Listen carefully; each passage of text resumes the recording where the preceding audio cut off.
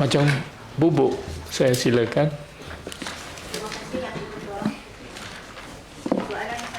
Soalan nombor 13. Terima kasih Yang di-Pertua. Terima kasih Macam Bubuk. Untuk makluman Dewan Yang Berhormat, berdasarkan maklumat daripada Polis Diraja Malaysia PDRM sejak tahun 2023, sebanyak 5,389 kes dan warga emas telah menjadi hasil penipuan dalam talian dengan jumlah kerugian dianggarkan sebanyak 472 juta. Berikut adalah merupakan beberapa maklumat yang berjaya diperolehi menurut satu laporan bagi kes penipuan pelaburan di Malaysia keseluruhan pada tahun 2023 telah direkodkan sebanyak 5,389 kes dengan nilai yang mencecah 472 juta. Daripada itu, 744 individu sebanyak 13% adalah warga emas berumur atas 60 tahun. Selain itu, laporan yang menyebutkan bahawa di Pulau Pinang saja, kes penipuan dalam talian meningkat sebanyak 45% pada tahun 2023 berbanding tahun yang sebelumnya, di mana pihak PDRM telah membuka kertas siasatan sebanyak 2,363. Bagi soalan yang seterusnya, bagaimana untuk membendung peningkatan kes penipuan dalam talian yang menyasarkan warga emas, iaitu kedua ibu bapa kita ataupun keluarga. Pelbagai langkah pencegahan telah diambil oleh pihak berkuasa. Yang pertama, program kesedaran keselamatan cyber dijalankan oleh pihak PDRM, MCMC dan agensi kerajaan di peringkat daerah serta komuniti setempat.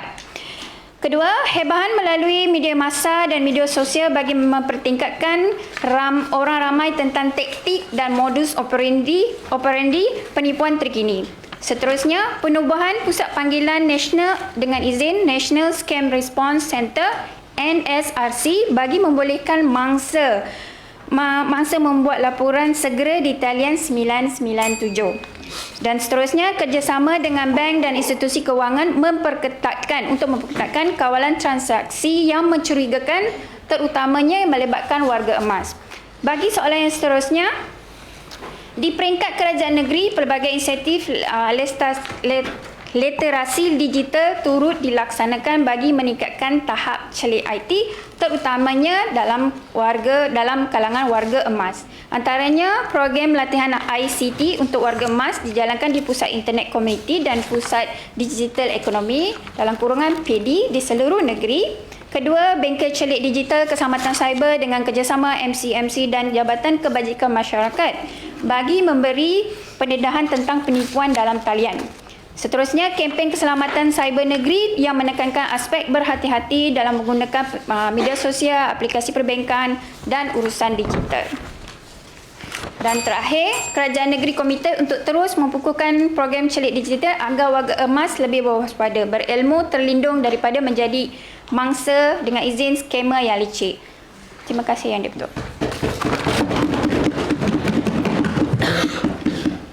Tuan Yang Speaker, saya nak bagi sokongan sikit lah.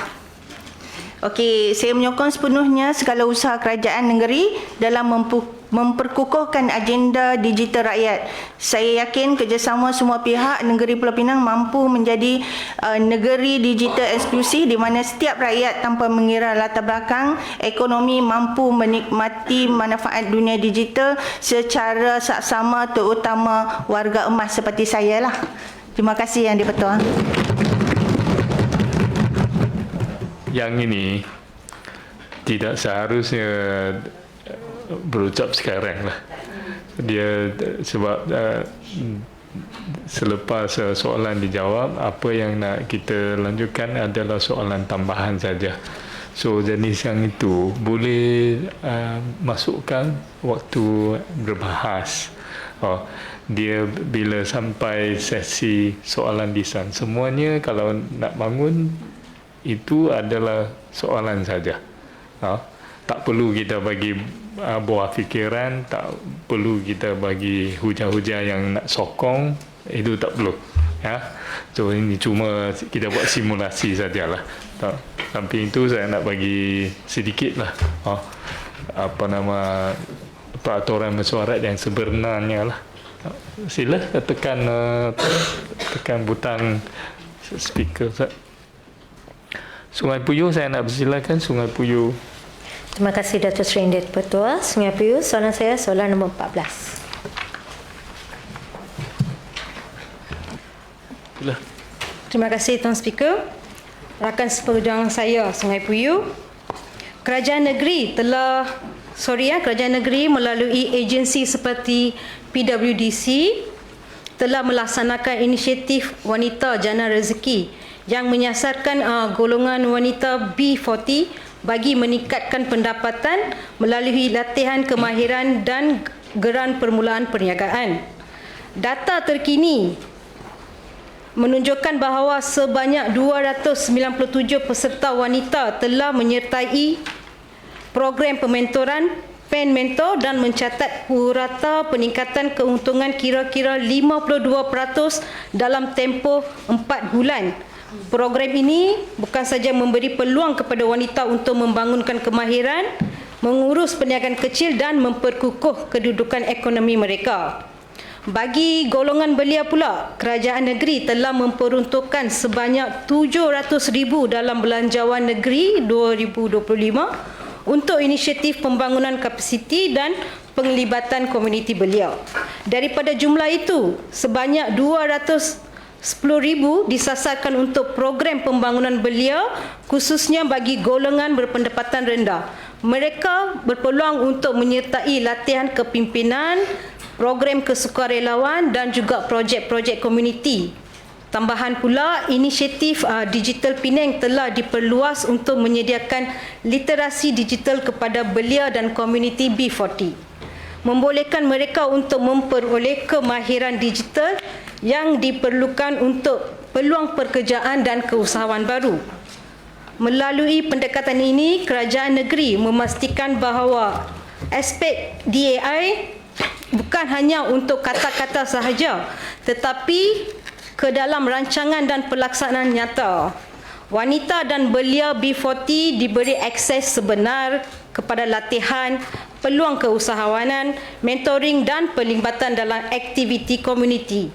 Usaha-usaha ini bukan sahaja meningkatkan kemahiran dan peluang ekonomi, tetapi juga memperkukuh penglibatan sosial dan kepimpinan di kalangan golongan yang sebelum ini yang kurang dapat perhatian. Kesimpulannya, kerajaan negeri kekal komited untuk memperluas program-program seperti ini dalam pembangunan modal insan supaya setiap wanita dan belia daripada latar belakang berpendapatan rendah termasuk kawasan seperti Sungai Puyuh mendapat peluang sebenar untuk belajar, berkemahiran dan menjumbang kepada pembangunan negeri secara inklusif dan saksama. Terima kasih.